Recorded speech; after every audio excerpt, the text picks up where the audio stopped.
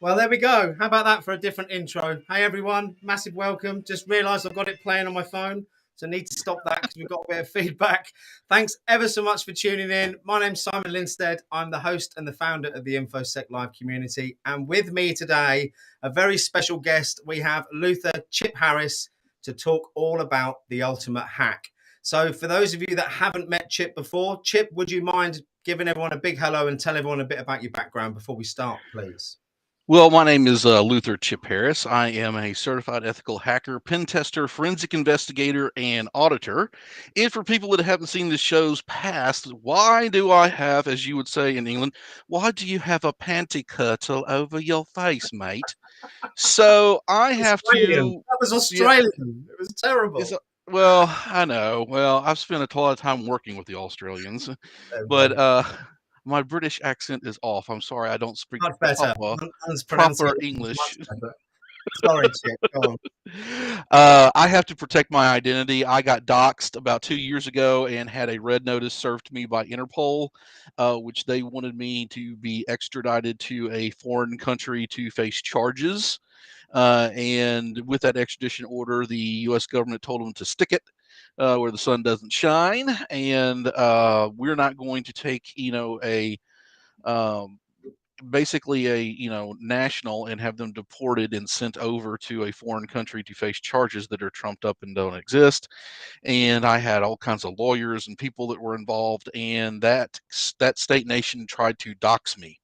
And doxing is very, very bad. They come after you, your credit score, all your information, your medical information, your children's medical information, your wife, everybody that's related to you, so that they can basically create what they call compromat, or a compromising file against you, to where you will commit fraud or extortion or something like that. Like, here's a jump drive and just go plug it into their system and walk away, and I don't do that because, I mostly work in the medical space as well as banking industry, and also with the federal government. So, there was a lot of things I had to change in my life, in my social media world, including, older pictures of me that were on the internet, and had to change Facebook stuff and LinkedIn stuff, and can't talk about that unless I'm under a job interview. And, oh yeah, here's all these NDAs and SLAs you've got to sign till 2077. And I'm like,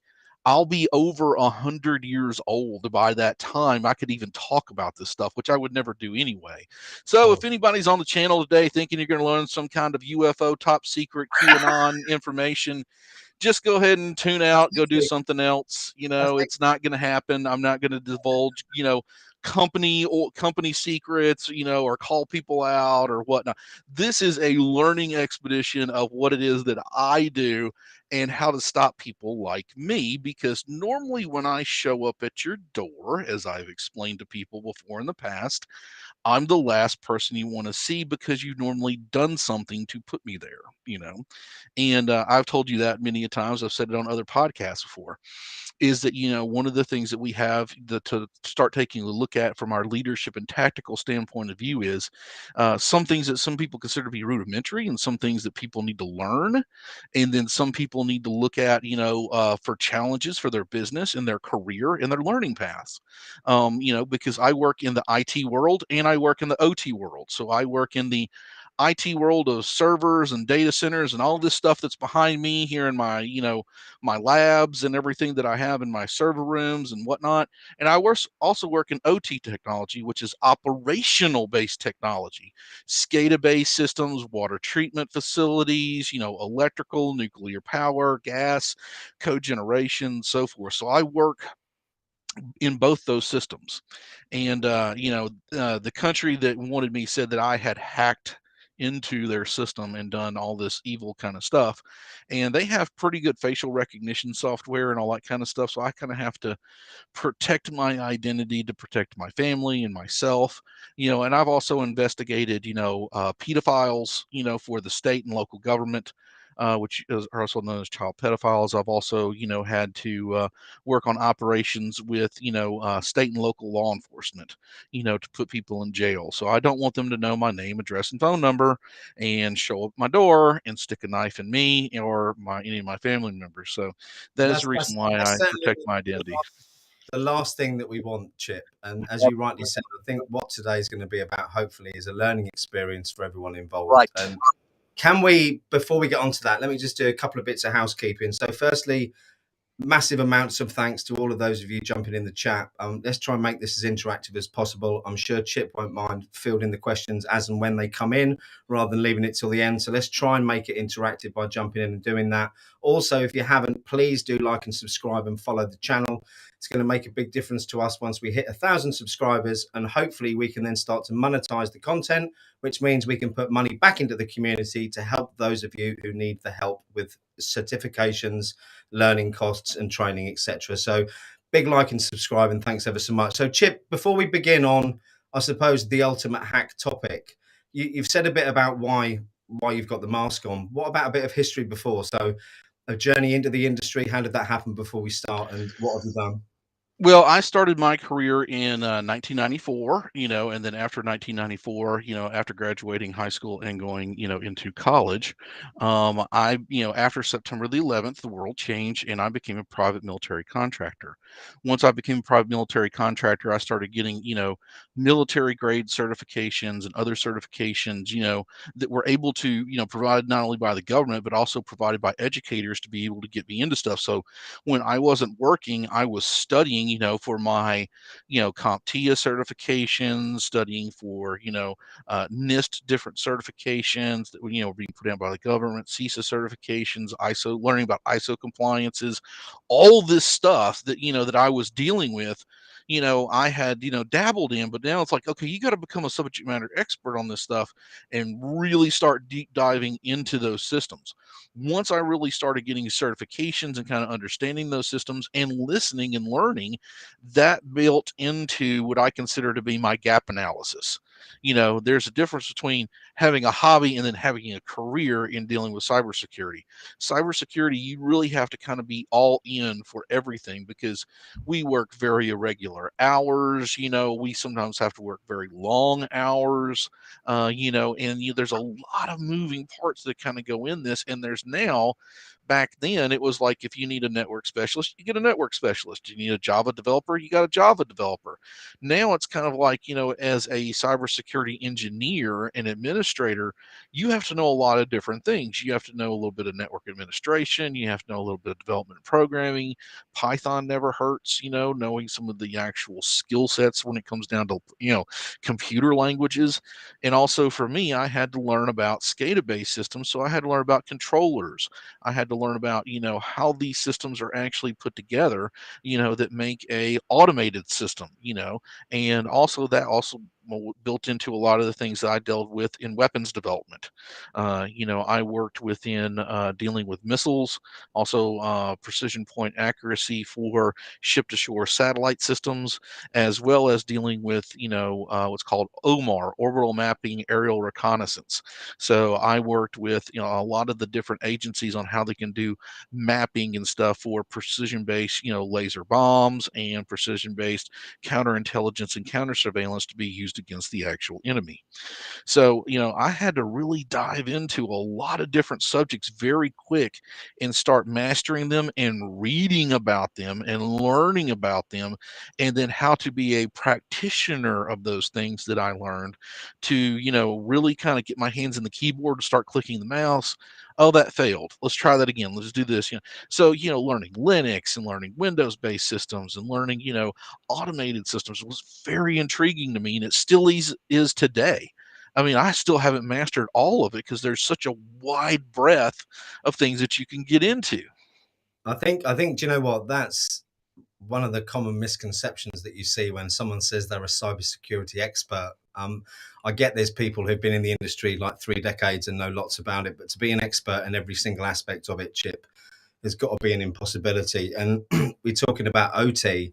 OT seems to be a really, I suppose, not undervalued area because we all know how important it is, but under resourced with regards to staff and talent. So a lot of the old systems out there, people don't know how to use the operating systems, for example, that might be 20, 30 years old. And Correct. one of the concerns I've heard from other guests is that when those skill sets retire, with the people who are looking after them, Correct. what's going to happen next? What are your thoughts on that?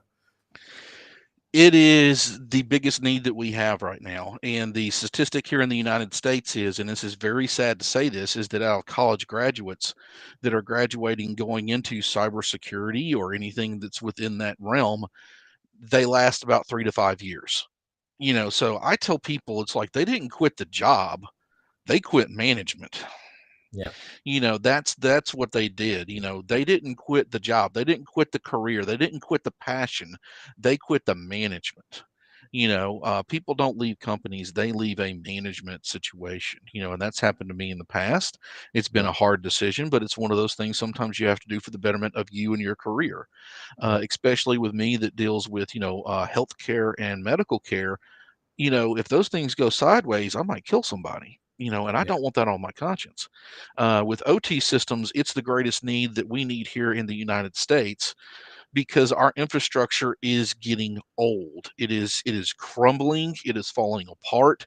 And if you know how to get into those systems, which are relatively simple to do, and you're just a script kiddie, you can figure it out very quickly on how to turn off a water treatment plant, how to get into different. I mean, and if you know the controllers that are in a certain system, you can get into that system relatively easy if you know how to get past and get into their firewalls, and get past, some of these archaic based systems and affect everything. The number one main example that I use, which is the most scariest one, was the campfire that happened in California 2 years ago.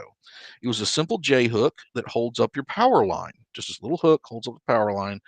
After 30 years of the wind blowing it and shifting it, it just broke and it fell down and it burned 2/3 of California to the ground. 63 people just lost their lives, Wow. and that's horrible to say.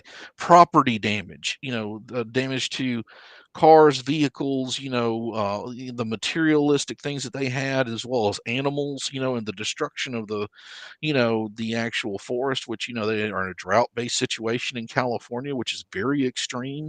The Yeah. Santa Ana winds just basically turned it into a blow dryer. And, we had people that, unneedlessly died, because of this event. And Of it a was J, just a simple. the J hook. I mean, Mhm. it is super scary. There was a story in the press in Europe, I think it was 2 months ago, where some malicious actors hacked network cables underground. So they'd got the maps, they pinpointed what the most effective ones were, and they took out, I think, 75% of Paris's network infrastructure by cutting Mhm. three cables. And it took, I think, 6 weeks. And that's not I mean, reasonably sophisticated, I suppose, knowing which cables to cut. But Right. there's no real talent needed there, is there? It's publicly available information, perhaps, that can be used in a very bad way. It's scary stuff. Absolutely. And the power and the utility companies, which are privately based, here in the United States, there's no government-based power regulation because it is based on capitalism. They still have some laws and stuff that they have to actually follow, but they are not in any means or fashion responsible for having to go out there and update the infrastructure. No, It's completely on their time, their budget, their dime on when they want to do it. And as long as they pass the bare minimum of qualifications and quality specs, it doesn't matter to them. They're not going to go out there and start burying cables in the ground and taking them off light poles only unless they have to. They're absolutely. not going to start running new fiber and start running new copper only unless they have to. It's you massive know cost. It's a massive oh cost. yeah, Yeah, we're talking trillions of dollars, not billions. We're talking with a T, trillions of dollars. That's not including bridges. That's not including, stuff that they're looking at for infrastructure in the United States for resurfacing and paving highways, creating new roads, creating better transportation and high-speed rail here in the United States, which we could have, but we don't. well, We don't. let's not talk about rail. I'm in the UK. Yeah, we don't have high speed rail here in the United States. You can't go from LA to New York on a high speed train. It just doesn't exist. And the other thing is that, we, those are things that people don't think about: rail, electricity, light, water, water. I mean, here in the United States, water is becoming an asset, and it's a huge thing Yeah, because there's only so many people, there's only so much drinking water. And then guess what? It's pretty pretty bad. I mean, when you start having polluted water and stuff that you need, for basic needs, here in the United States, if you don't have it for 3 to 4 days, That's it. people Yeah. become very feral, and it just goes nuts because our supply chain is incredibly broken. We need to really take a look at that, I mean, and look at our gap it's the analysis. lordship, right? I mean, you look at what happened in the UK with the effects of Brexit, Hmm. especially the migrant labour force that kind of mass exodus of the UK. We had no lorry drivers at one point. We had, we went through periods. I think it was last year where there was no fuel in fuel stations for like 3 or 4 days. There was limited items in supermarkets, and it's literally that 3-day rule, isn't it? After 3 days, anarchy starts to come. But I'm conscious that we've got so many people jumping in the chat with questions, and I want to address a couple of them quickly. Sure, absolutely. First one's InfoSec Dwight, who says he lost his friend, or his buddy lost his home in that fire that you were mentioning earlier, and his farm animals. I'm really sorry to hear that, Dwight. It was a particularly bad one. Aronix, or otherwise known as Robert. Robert has asked a couple of things. Where did you get the pew pew map on the left? Loves that. Is the first Pew pew question. pew. Yeah, I This is what I monitor daily, to see where, attacks are happening and all this different kind of stuff. I'll be glad to send you links to, all the different ones that, I look at, that I have here on my different monitors. For the reason being is, if I can see some nations start cranking up stuff, I know very quickly that there is bad things to come. So I'm going to try to keep this as PG-13 as I possibly can. The fuckery will begin. And I'm like, okay, what do I need to do to start taking a look at, making sure that firewalls are, whatnot. So if I see stuff coming from the Great Firewall of China, if I see stuff coming from Iran, if I see stuff coming, from North Korea, I know that things are Cuba, Venezuela, Chile, Honduras, if I start seeing a lot of massive traffic flow coming from there and hitting the United States, I was like, okay, bad things about to happen. What's going on? yeah, Give you an example of that, Dracos actually reported this as well as a couple of other different companies. I put a LinkedIn post about this, about Pipe Dream. Pipe Dream is something that is hitting the United States and hitting a lot of the companies right now. It is a rootkit, and can distribute malware to be able to affect, the oil and gas industry. It can also affect the water industry. Anything that's got these specialized, PLC connectors where they can turn off and on valves very quickly. It causes pneumatic pressure and they blow up. yeah. And the last thing that you want to blow up is either a water treatment facility or a gas, refinery or anything like that. That's a bad day, and it's not known completely yet, but it does look like it has come from a state, nation, and foreign actor that does not like us very much, and they're fighting a war in the Ukraine. I'm not naming names, but you can go ahead and draw the dotted lines from there. And it looks like it's either coming from their special interest hacking groups that they have, or it can be state sponsored. But, it's kind of, everybody's kind of digging Tomato, in. tomato. Yeah, everybody's kind of digging in, going, okay, well, this is bad. This is bad. Oh, Jesus Christ, that's really bad, that this can happen. So I've been doing a lot of, behind me, actually, in my pen testing lab, as well as over here, just on the side, just kind of testing it and see, I've got the actual package and everything that you can get off the dark net for nothing.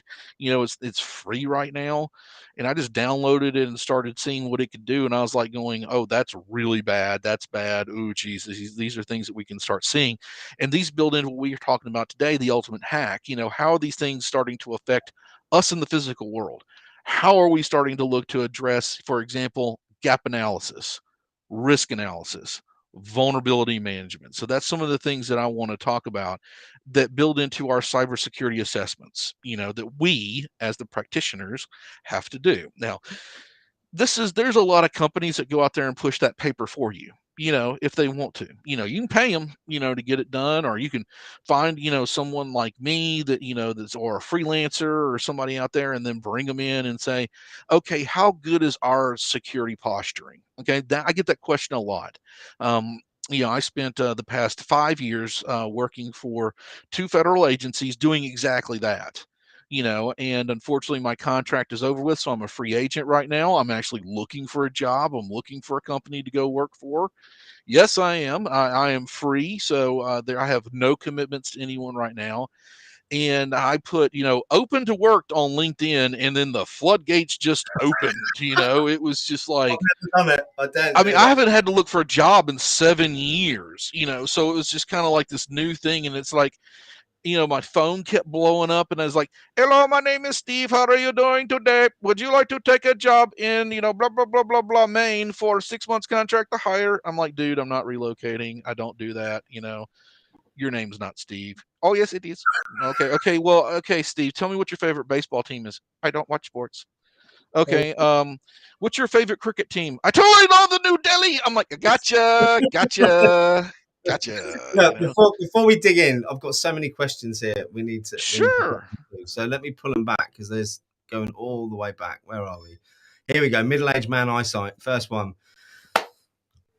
We're going to be transitioning to Google Cloud soon for SaaS. I'm wondering if you have any thoughts on specific monitoring applications that work best with GCP, followed by currently relying on parent company to monitor traffic in AWS. So this responsibility will fall on us and only us. Thanks in advance. There you go, $6. Can you help, Chip? Yes, actually take a look at, you're switching from Kool-Aid to lemonade. As I tell people, you pick your poison for what you want to drink. So, if you're going from an AWS system and you're going to a Google system, you can buy Google encryption on the card, to a certain level. And as I tell people, it's just your data somewhere else. So if you're setting up a SQL database or any of those things, you need to go ahead and make sure that you're using your SaaS-based services to make sure they're having the exact same, if not better, security protocols that you need to be able to follow to protect the data. Yeah. As I've told people in companies in the past, there's two things that you have to protect. One is your commodity. What is your commodity? Data. Data is a commodity. That is if I can steal your data, what can I do with it? You might say nothing, but guess what? There's always something I can get, either the data or the metadata. Yeah. The second thing that though you have to really kind of protect though too is the security posturing to protect your users. The users, necessarily don't do some of the smartest things with computers. That's fine and dandy, but they're the ones that are inputting the data. They're the low. Some people say the lowest hanging fruit, but yeah, look at your endpoints from what you're going to be doing to getting that data to that data center. Follow that little track of jumping from here to here to here to here to here to here to here to here to here. And what's it going to touch? Is it going to be a direct connect? Is it going to go through a third party service for them to, to sniff and snort the data, to check the packets and the, stuff that's actually coming through before it goes to the data center? Or are we going to wait till it gets there on arrival at the data center and then do all the stuff that we need to do to scan and so forth? And so, to make sure that our intellectual property, and data is protected. Absolutely. Sorry, I'm trying to do two things at once. My answer actually was going to be $, was that Chip is available for work at the moment, and I was then trying to get his LinkedIn link to drop in the chat, but it wasn't as seamless as I hoped. So I'm going to let you see me type in and doing the whole copy and paste the link thing because Yeah, going to the cloud, as I tell people, it's a 5-year real journey. You're cutting off data centers and cutting off services and all that kind of stuff, and then it kind of plateaus because guess what? You have no data center, no infrastructure, and then your cost will start to gradually over time go down. Because you're paying per tick, so you're still paying money, right? Whether you're a hybrid system or not, which I told most companies to stay hybrid, you need to have your hands-on stuff sometimes on-prem. You got to, So if that server goes nuts, you can go touch it. Hey, awesome! I went and go touch. The server is there. Is the backup? Is it going to be a backup to the cloud? Or is it just going to be 100% cloud environment? That's very, there's a high level of risk to be able to do that if you're putting everything in the cloud. So if I'm taking stuff from my phone over here and I'm transferring it into the cloud, and I'm using, IoT devices or anything like, there's a lot of risk that's involved with that because guess what? Once you push it there, sometimes you may get you're legal to check this. You might not own that data anymore. yeah, That might belong to them. So make sure that your legal is gone through all of those lines of that SLA and that NDA to say, hey, in some time or another, if we want to go back to a data center and we pull it back, it's still our data. It doesn't belong to, the service provider. We own our own data. So there you go. That's my kind of answer to that. And and I'm vendor agnostic. So if you can find vendors and SLA stuff that's out there to help protect that's just for cloud, definitely do the demos, do your research, and kind of find those things out, because you're taking a lot of risk moving everything to one centralized based repository and location without having a physical touchy backup somewhere down the line. I suppose my only input from a non-technical point of view would be, from what I've seen when people migrate any service, is that they can do a good job of the migration by bringing in third-party experience, etc. But then when it comes to having ongoing staff to deal with any problems and actually know how to use it, can be one of the biggest areas. Next question, because we've got hundreds in here, slight exaggeration. Robert, Chip, what are your thoughts on QIC and making TLS 1.3 mandatory? Do it. It's very, very simple. Anytime that you can put SSL. SSL, I mean, on any, same thing. It's like, if you can put two-factor authentication on anything, do it. If you can put, SSL certificates, higher rates of bits of encryption, 64-bit now is gone from a cryptography standpoint of view. Yeah. We need to be looking at a minimum of 128, 256, the new versions of TLS. Same thing, like, I will never understand Microsoft's plan of not using HTML5 to a certain point. Same thing with Java. Like, why are you integrating Java into some of your workspaces? Login4j is proved that you need to have only certain sites using Java. You don't need to have everything using Java. Ta-da. And then on top of that, as I also tell people, standardize your coding practices, and your security practices for coding. The last company that I was with, I told them, I said, everybody's going to Python. What do you mean? Everybody's going to Python. So what are we going to do? Everything is going to Python. So we took older applications and put them in one programming language that they all agreed on. Well, actually, I agreed on for them, but I said, this is what you're going to do. And they were like, okay. So we're going to move everything to Python. We put and I'm not plugging them, there's a company called Checkmarks. We bought their physical device to where we could check all of our code, and then we downloaded, some different Java-based applications, which are really good, that can check the Java as we were doing it. Plus, we also used a middleware program to take Samba applications, Perl applications, old C++ and Visual Basic, stuff, convert that into Python, and then congratulations, we're using PyCharm, the paid for version and the community version to check all our coding for best coding practices. So the DevOps people loved it, because guess what? We're using one programming language, only except for some of the web stuff, which was kind of a thing that we had to deal with. But the biggest part of the applications we were using on the intranet and internally, not the external facing forward basing applications on the back end services, was all Python, and there was much rejoicing. God's in his heaven, all's right with the world. Quick spoiler here. So the firm I'm working for at the moment, Bramfit Technology Labs, they do something very similar with their biggest enterprise client. I'm not giving anything away because I'm talking about it in public at the moment, here in the UK, who, funnily enough, is in the energy sector. And they're doing exactly the same thing. So where Checkmarks plugs into, I think, their SAS and DAS scanners and their other bits and pieces, they built something that scans the repos and then links into lots of other stuff, and it's super exciting. So that's the right. spoil. I mean, and it will work with Kubernetes, Docker, and Jenkins and all the other stuff, and your compilers and your decompilers, and be able to check that, because really now, it used to be, in 10 years ago, everybody was trying to get their data center built and trying to get on the net and as fast as they possibly can.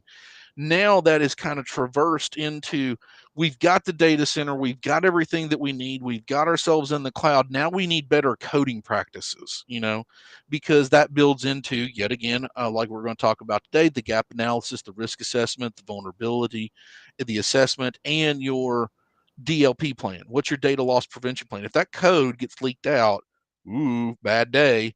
or that GitHub repository gets leaked out, or GitLab, a repository gets out, there's a vulnerability there that now you've taken and lost proprietary company-based information, and then now it's in the wild, so that's a bad day for everybody, so you really, the best thing that I tell people is really look at, especially coders and developers, which I'm not, I just help secure them, is to really take a look at your security profiling on how you want to be able to set those things up in a secure manner. Yet again, we don't have a flow chart that we can follow that says this is the best practices yet, because there's a bazillion different programming languages out there. So I said, oh, we're just going to use this one, and there you go. And I'm going to create a security triage and everything based around that. So they were very happy with that. And we got everything off WordPress. So that makes absolute sense. Now, look, we've got me losing my voice. We've got half an hour left, and we haven't even started on the topic yet. But I'm going to have sure. to just pick up two more comments. So, Susan, I think I'm a bit late with this one. You're addressing a point earlier, but I want to bring it up. Just says, in relation to what you were talking about earlier, Chip, in addition to continuous monitoring, also consider vulnerability of non-IP devices at the patch management level. The legacy devices that Chip's referring to are exposed to attacks. Good point. Absolutely. How good is your asset management? Yeah, absolutely. And last one before we launch into the actual topic. Robert, again, good to see you, Robert. Do you have any good dark web scanners like Recorded Future, but open source, free? We love free. It's costing my business a fortune. The unfortunate he's right. It is going to cost you a fortune. And there's nothing out there that's free yet that's going to be able to do that, because darknet sites go up and down so quick, and they aggregate so much data so quickly, and they're only there for what I call a limited time only. Some of the darknet sites that I've used for years have gone away, or I've used once a month, or within 2 days the site's been taken down because they've been exposed and they're afraid of prosecution by the authorities. So it depends. I mean, the thing though too is with the surface web that we see every day, there's so much more that's under there that you just don't see in the dark web and the deep web, and unfortunately now you have to pay a lot of companies to monitor that, and there's nothing freeware, as much as I hate to admit it, in open source to do that. There's a couple different projects that are out there, but they're very iffy, to say the least. They don't really touch on, where they need to really touch on is where the real bad guys are at. So you just kind of have to pick your poison when it comes down to that, unfortunately, and sometimes you have to pay to play. Yeah, I knew you were going to say that. Yeah, absolutely. Thanks, Robert. I hope that's answered your question. So, Chip, right, let's move on to the topic, the ultimate hack. I'm gonna pass over to you now and let you begin, my friend. So the ultimate hack, as I tell people, is it's a three-pronged to look at procedure. In the first part of that deals with gap analysis. We are yet to get to learn from our past. So one of the things I'm going to tell you about in this very short little missive story is about triage. When things go bad, we have to triage things. And when we triage things, what is a triage? Triage event, especially if you're dealing in medical like I do, it used to be called in World War I the tent of death. That means that somebody that's wounded or hurt is going to go to the right. That means the doctor is going to be able to save their life. If they go to the left, the doctor is not going to be able to save their life. So I look at it as, at least in my world, security is a life or death kind of thing, because what I do affects the actual physical world, whether it be a SCADA based system, in the OT world, or whether it be a medical based technology that's hooked into a patient, or as well as a data services that's guaranteed 5 nines, it has to be up and running. There's a certain gap that we have to look at for our gap analysis of looking at things from knowing what we've done in the past. Brutally, we have to look at our past and then where we're going to be going with our company and our security profiling in the future. So triage, for an example, I worked with a hospital and I said, you are in a triage based situation with your cybersecurity. And of course, most people that were not doctors said, what does that mean? I said, okay, this is what I'm able to do to your systems right now. Every hospital has a building automation system. That is your lights, power, gas, sprinkler system, electrical system, that is your elevators, that's your doors. I mean, everything that makes the actual physical building actually work. And I said I was able to pivot into that system and get into it within 3 days. So once I got into that system, I was able to do anything. And they're like, what do you mean? Give us an example. I said, now, first off, I prefaced this conversation. There's no good guys in this conversation, including me. So here we go. I told them directly, and this is 12 people that are sitting on the board, including the maintenance manager, including the people that, are the C level, including some doctors. I said, within 3 days, I was able to get into your building automation system. So if I wanted to, first thing I would do, I would turn off all the power and all the life care giving devices to the NICU and the ICU. So I'm killing babies and I'm killing patients that are in urgent care. Next thing I'm going to do is I'm going to turn off all those systems, and then I'm going to kill the power. Then I'm going to turn on the sprinkler system, and then I'm going to turn on the chillers to where they lower the temperature to the lowest possible degree, which would be roughly almost freezing a level. So you've got water going off, people that are cold and freezing, you have babies that are dying, you have people in the ICU that are dying, and then I lock all the doors. So because you have magnetic locks that are all tuned into each other, and I turn off all the security cameras. The next thing that I'm going to do, that I had access to and I was able to see within your system and your network is your network is 100% flat. You don't have level 2, level 3 network transition on setup on anything. And then after that, I'm going to turn off all of those routers and switches, and I'm going to turn off your power and your redundant power and your backup generators to where you have no power generation. So now you're in the dark, you have no computers, and now you have locked doors, you have no elevators, you have no escalators that I've turned off because of all that power. And you have to triage people. Oh, and by the way, since you're a 12-story building, you'll have to take people from the 12th floor all the way down to the ER and evacuate them. And since this is a hospital and it was during the actual winter season when I actually did this, you're under what they call a bomb cyclone. You have 12 feet of snow that, or 12 inches of snow that's outside. It's unreal how much snow you have. And that's going to take time for you to get those patients out that are already wet and freezing. And now you're going to put them outside, and have them exposed. And you've got to get them all down the stairs. Or you can actually use, the ability to use your helicopter and take them out one by one. Then I'm going to back pressure all of your toilets and have all of the urine and feces and water that's in your toilets and your septic system back up within the hospital. The doctors and everybody all looked at each other completely scared, as well as the maintenance manager and as well as the IT department. They're going, this isn't possible. Nothing like this could happen. This is, I said, well, this is a triage based situation. And they're like, you haven't learned from your past. They're like, well, this has never happened in the past. I said, yes, it has. And they're like, what do you mean? I said, well, here's your example. Hurricane Katrina. Hurricane Katrina, you had 3 hospitals that experienced that exact same thing, and you have no life carrying devices. You've got nurses that are pushing oxygen into people's lungs. They're eventually going to give out. You're going to be in a triage situation, and the doctors on this board are going to have to decide who lives and who dies. Simple as that. It took me 3 days to prove that I could actually get into your system and be able to do these things to pivot north, south, east, and west.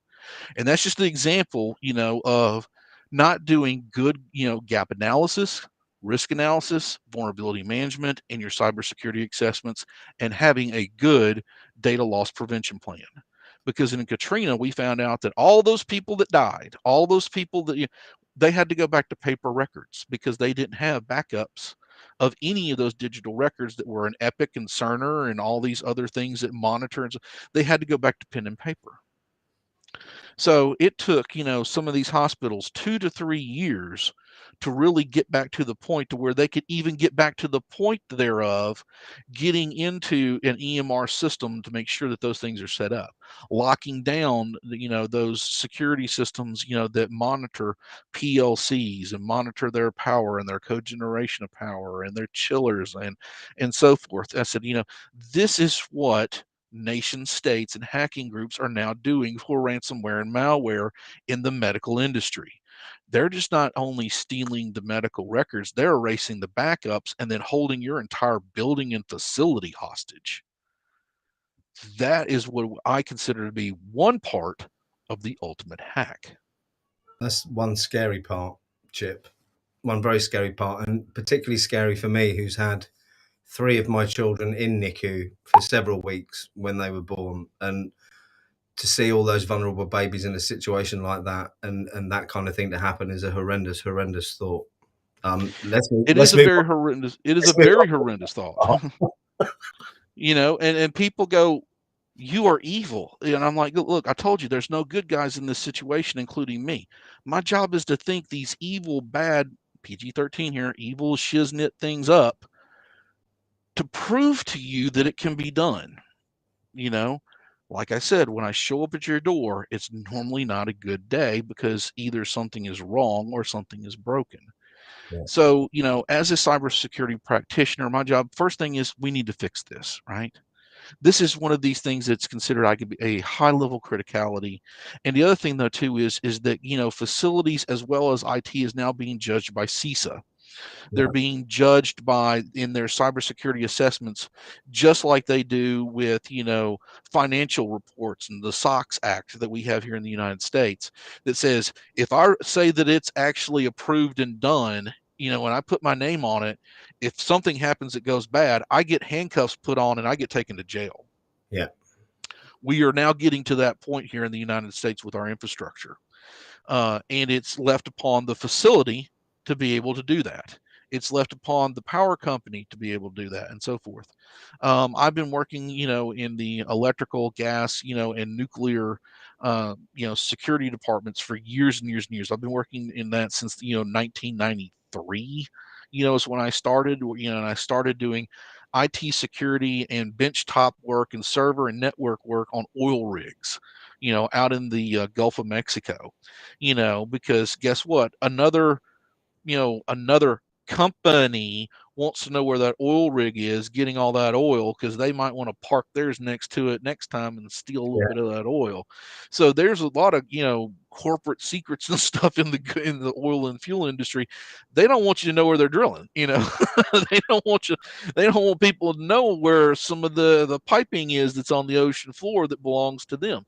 So that's how I learned and cut my teeth. And I had a lot of really good mentors to do this. So I encourage anyone that can hear my voice, if you have the ability and the knowledge and the certifications to mentor people, please do. I'm actually mentoring, somebody from Guyana right now that's trying to get to the United States to understand electrical engineering and cybersecurity. I'm also working with someone that has, learning disabilities, has a little bit of Asperger's and some, dyslexia. And I'm working with him just so he can get basic certifications. And he's a college student, Yeah. smart as can be. I mean, and just wants to learn and soaks everything up like a sponge. So I'm putting together, I said, for free for 2 years until you get out of college for free. I'm going to charge you absolutely nothing. Every Friday, I'm going to give you a call, or every Thursday afternoon, I'm going to give you a call, and we're going to start going through these processes so you can learn what happens in the really real world, This, you know, and go from this is there. the only way that the industry is going to change. And Absolutely. Tim Page has jumped in on the chat. Tim, you said, I really hope you put this interview up. The interview is up. It's on YouTube. There's a whole series of interviews on there with lots of different people as well that your students could learn from. And Absolutely.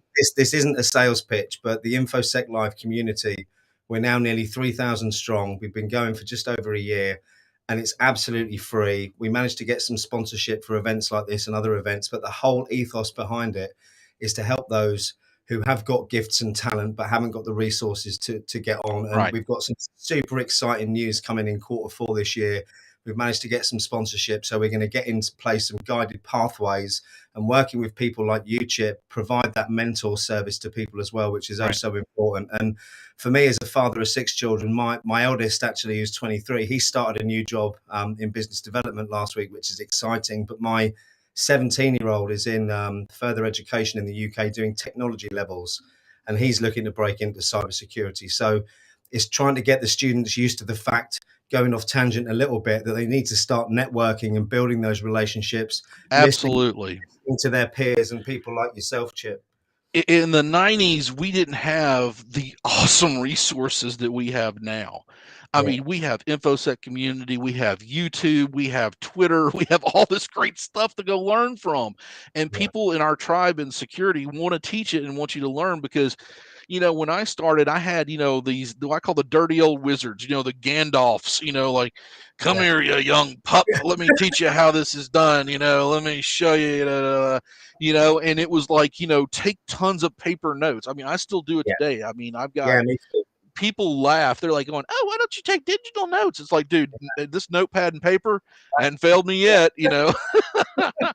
Us old school folks, we write shit down. So as I tell people, the worst thing is though, I write shit down and then I type shit up. So I really should sort that out. Well, with me, it takes a couple times to sink in, and I have highlighters and colored pencils, and pens. So I know, like, okay, critical is red, black is not. Highlight really important stuff, So, and note taking, keep a notepad, as I tell people, because you can record this all you want and go back and review and review and review. But like with me, I had to learn how to write it down with, these guys that have been working like Cobalt and Unix, for decades. I mean, these guys were the old schoolers that knew how to breadboard. I mean, they don't even teach that nowadays, and that's just taking wires and plugging them in to make a circuit work, to light up a light or something, I mean, and this was, during the days of PLCs and G code, which is generalized base code, which is, the closest thing I can tell people in the Windows world, it's like Visual Basic, and Visual Basic C, I mean, it was like the beginning foundations of creating applications and creating stuff. But, back then, security wasn't baked into the thought that somebody would attack this PLC controller, which is run off basically a SIM card, which goes into your phone or goes into a camera, and that would be attacked. Because what is a SIM? To give you your audience an example, these SCADA-based systems, you see them all the time on TV, but you don't realize it. So, for example, in the medical world, there's a syringe that goes down and it gets, a little bit of blood or a little bit of, water or whatever it is, and then that machine takes it from one beaker and then comes over here and then drops it into another. Rinse, wash, repeat, same action, different one, just goes down the line. That's a SCADA-based system that's plugged into a PLC that sometimes is connected to the internet, which is a bad idea, but it's connected somehow to a system to say, hey, go over here, get this much, put it over here. Pharmacies do it all the time, to where pharmacies now, you don't have people counting out pills, it's automated. That system says, oh, give this person, X amount of pills. Well, at this level, makes sense, relatively easy. But what if I went into that system and I said, oh, there's somebody I really don't like and I want them dead, give them, morphine, at, a gram level instead of a microgram level, and they take a couple pills and then boom, they're dead. It's the perfect assassination plot. You're comfortably numb. One of the two. Yeah, or really numb, so, and you're listening to Laser Floyd, and you're all like laying back, you're going, I'm showing my age now.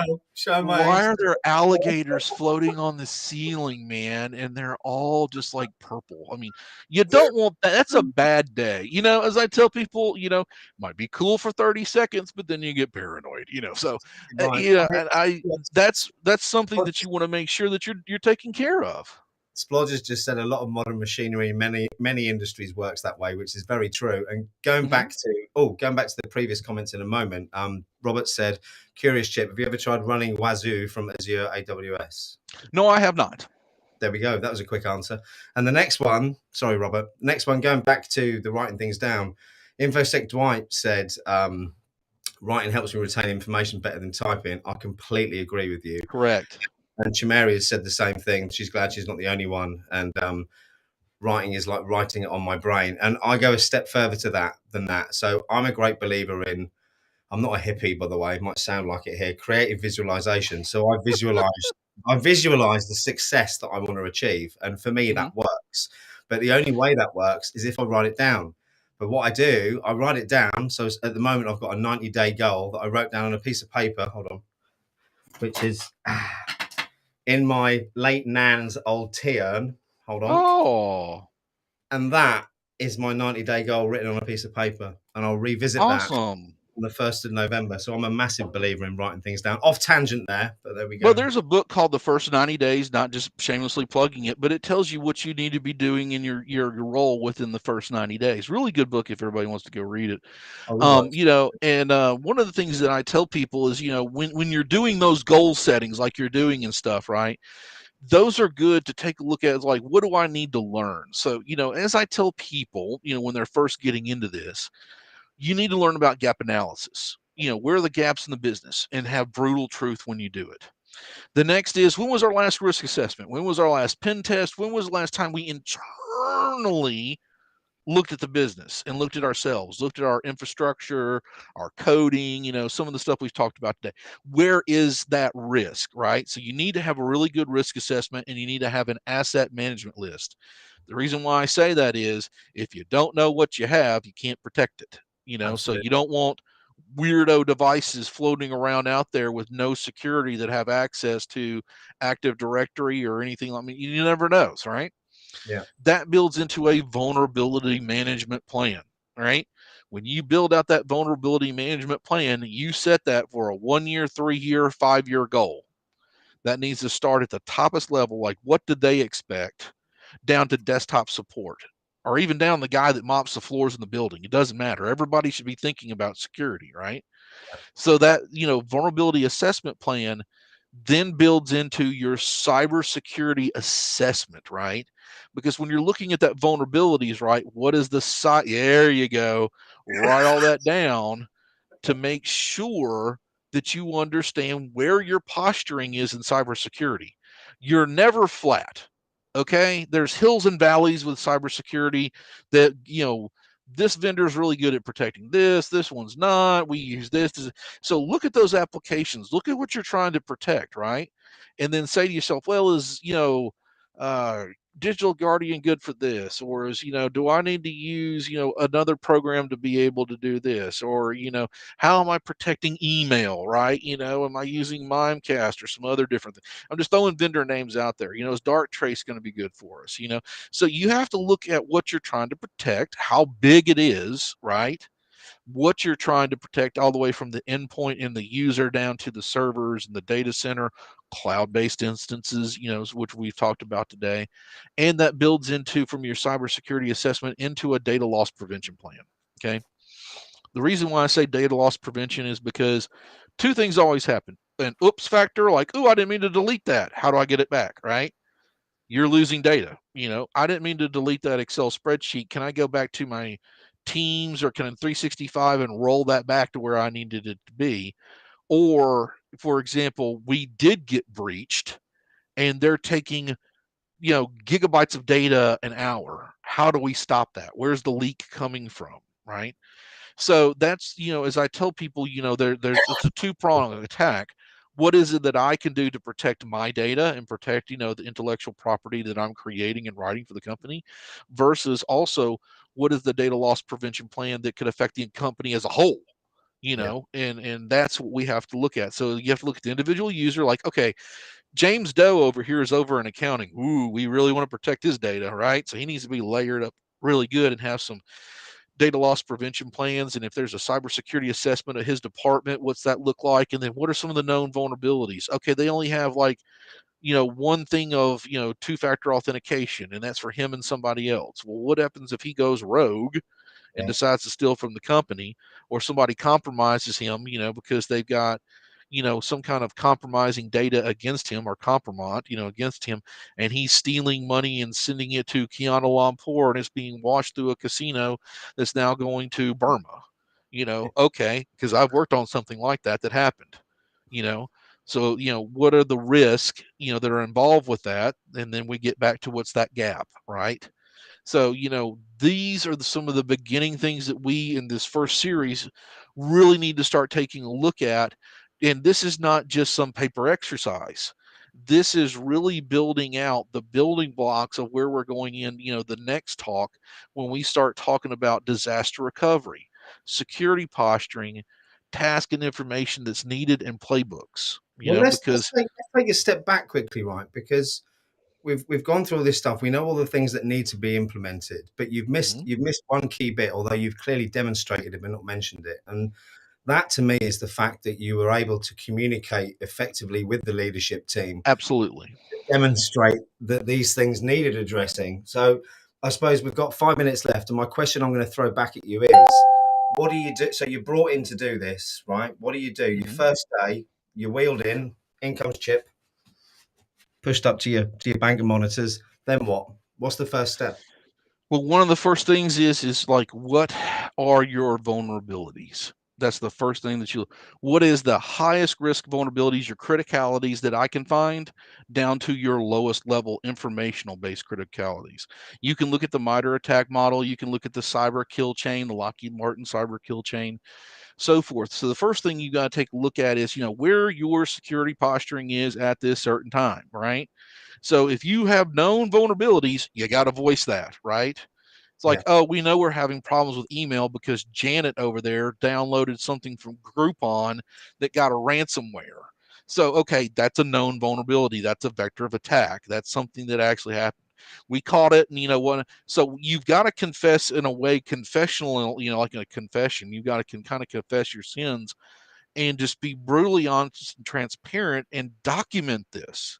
That is the one thing I cannot stand is I go into a new company and it's like, oh, we got all this whiz bang cool shit. Woo! But no documentation. It's like, okay, so if something goes wrong, and we're not using half of it either, is what seems to happen. right, or you're not updating it correctly. It's like, wow, this is from 2015. This is totally useless to me. Go ahead and take that and throw it away. Because and it's like, oh, we've done like 2 life cycle patches, since that happened, and it's like, okay, that's not a stateful, statement that you can give me that you're at a certain level of your security posturing because you don't know where you're at, and we see that a lot with patch management and our vulnerability assessments because we're not patching correctly, or we're not documenting our patching correctly, or we're not patching at all.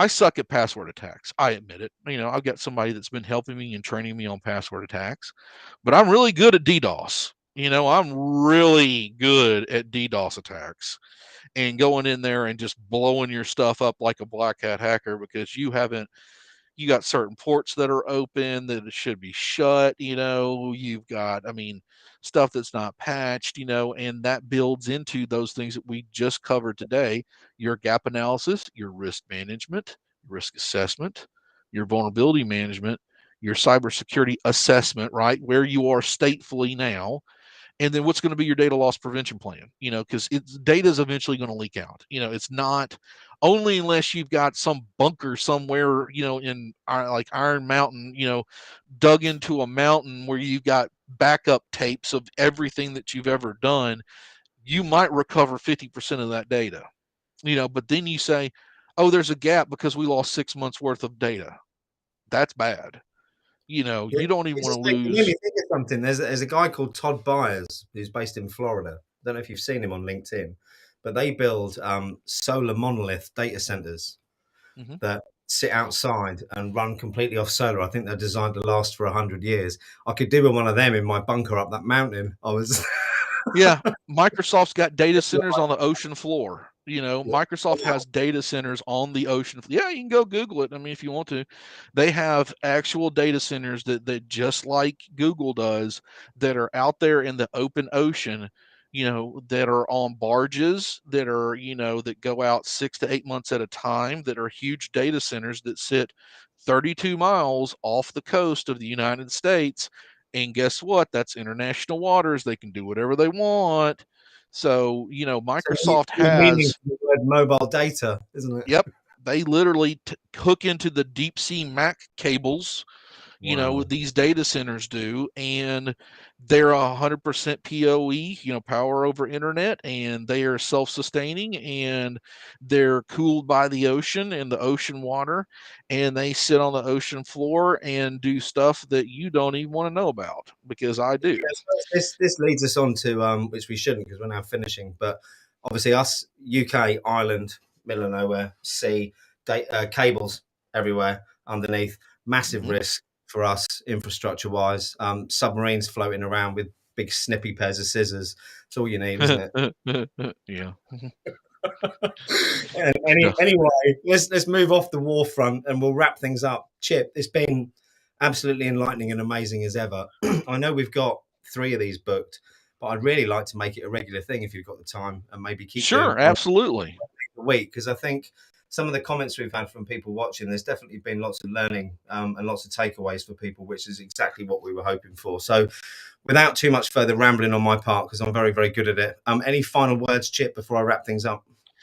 As I said, people always keep learning, always keep asking the hard questions, especially in cybersecurity. And another thing, though, too, is find your way on what you want to do in cybersecurity. There are so many options in informational technology as well as OT technology. Follow your passion.